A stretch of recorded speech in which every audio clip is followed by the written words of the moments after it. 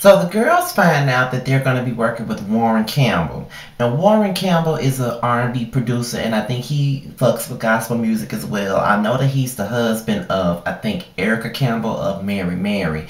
And I know most of his work with Little Mo. I can't name every song that he's done verbatim, but I know of his work with Little Mo and his work with Mary Mary. So he's pretty much a prolific producer, and they're all excited about it, and they all want to make sure that they got everything they need, do everything they're supposed to do in order for the song to be right and have the the proper money and everything else, because like Lil Mo said, she knows how much Warren charges, so they got to have all this shit together. So we get into Chrisette Michele. She talks to her mom, and her mom said that she had some meetings with the label, and pretty much they're on their own with this particular album that Chrisette wants to record, which I wasn't surprised about. And this is basically one of the downs of being in the music industry. When you are at a major label, because everybody wants to be at a major label, because the major label will give you the proper promotion and the proper backing, the proper distribution.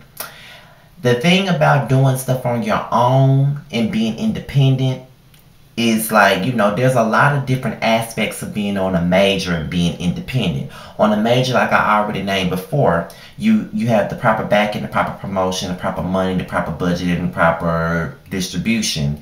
But when you're working with the label, you're sometimes pigeonholed into doing what the fuck the label tells you to do. You can record all the songs you want to record, but the material that you probably want on there the most probably won't make the album, and then you get an album full of radio-friendly bullshit that you don't even want on the motherfucking album. You know what I'm saying? But as an independent artist, there's pros and cons of being an independent artist or doing things independently.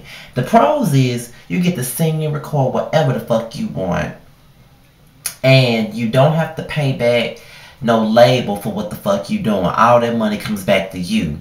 But the cons is you may not have the proper promotion, and you may not have the proper distribution and all of that stuff. So that is pretty much like the ups and the downs of it. And Chrisette is very nervous about that, because she is coming out of her own pocket. It's going to be very expensive to do an album on her own versus the label paying for everything.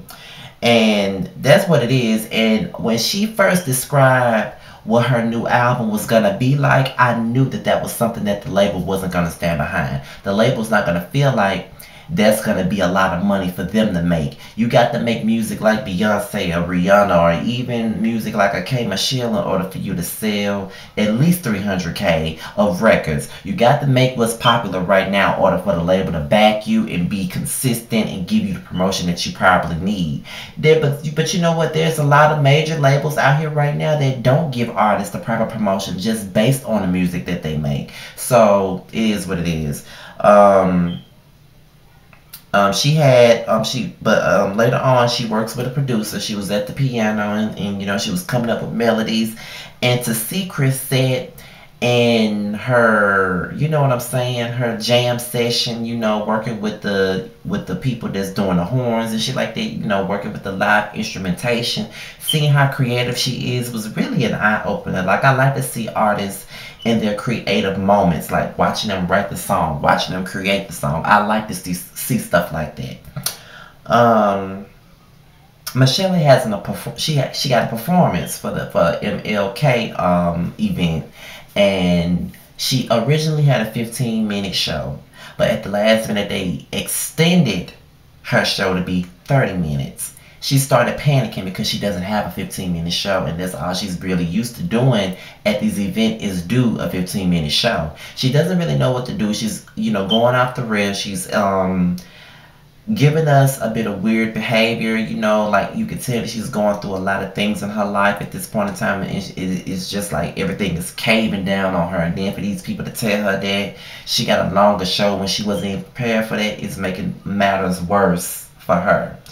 And you know, Leela and Lil Mo are starting to see that, and they all feel, you know, kind of concerned about it. And even in the midst of her show, her sound was really, really bad. She couldn't even hear shit. The crowd couldn't even hear. And then she ended up walking off the stage. Then she came back to perform Something in My Heart. You can hear just a little bit, but you could tell that she was singing her ass off. But the sound was all the way fucked up. So Lil Mo met up with Leela James to talk about the situation with Michelle A and how they already knew about her, you know, brush with suicide. And what I feel about this episode is that we just had an actor that died. Robin Williams died of suicide.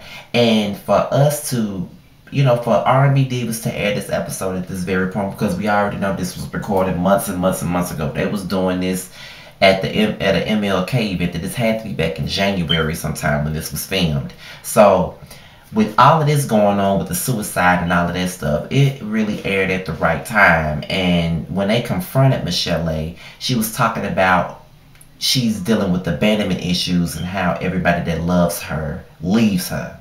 That has to be the most painful thing to hear somebody that you love say. And you could tell that people can say whatever the fuck they want to say about Lil Mo. Yes, she can be messy. Yes, she can be over the top. And yes, she can be extra. But when it came down to this situation right here with Michelle A, you could tell that she was very genuine. That hurt that she was feeling for her, the things that she was saying was genuine.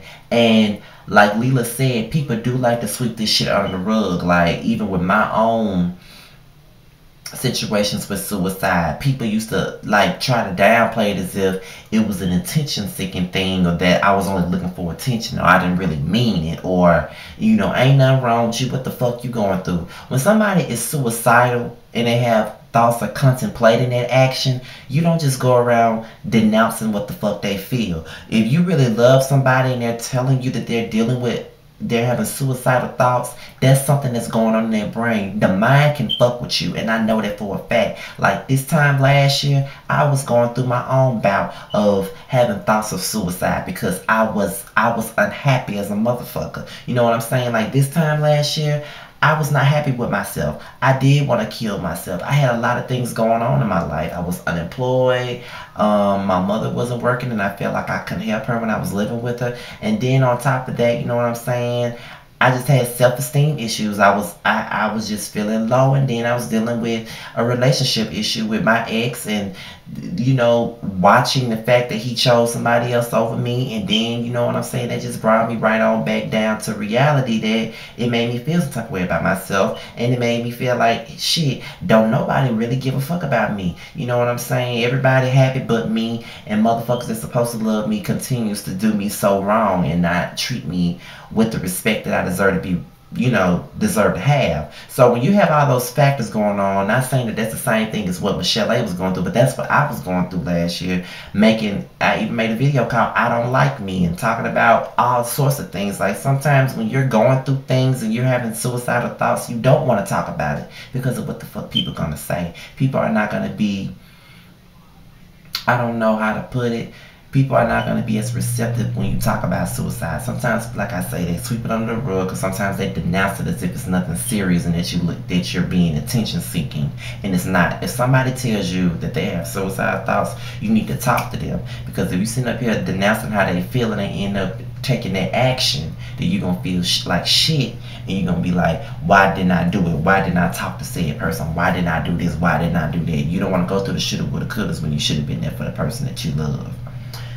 Okay, so then she talks to a therapist, and she talks about how the things have been going on in her life started like 5 years ago when her grandmother passed. She didn't even attend her grandmother's funeral, and now she regrets it. You know what I'm saying? It's just things that's been going on. Like she doesn't know how to, she wants to teach her daughter love, but she doesn't even know how to give it. But everybody else sees something different. And you know, that's just like with me. I felt like I wasn't nothing, and that I wasn't even capable of being, you know, of giving away love, or being loved, or being this caring person, but everybody else saw different. You know what I'm saying? And sometimes when you're in a bad way like that, you're gonna look at yourself negatively, but the people that you love, you does not see the person that you loathe so much, which is you.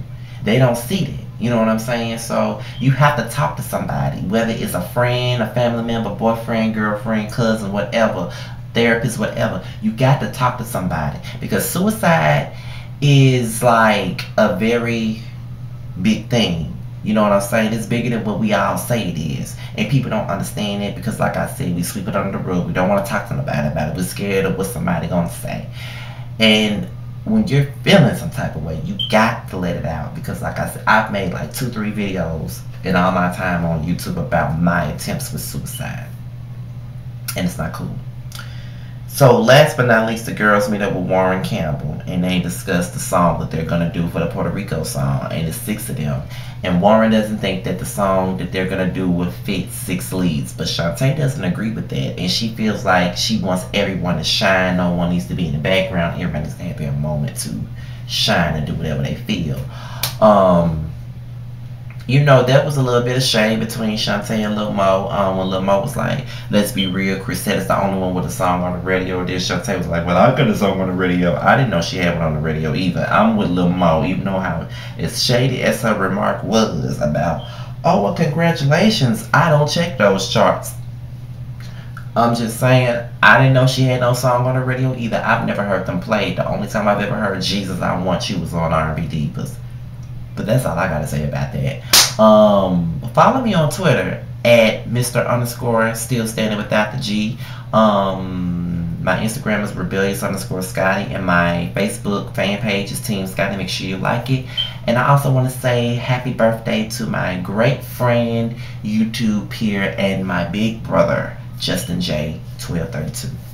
So happy birthday to you. I love you to death. And I'm out of here. That video that I was talking about doing yesterday, I am gonna do it probably tomorrow when I get ready, before I get ready to go to work, and then y'all see it later. And I'm thinking about reviewing Sisterhood of Hip Hop because I watched it tonight, and I think I'm gonna review it. It just depends on how I feel. But I'm out of here, you guys. Peace.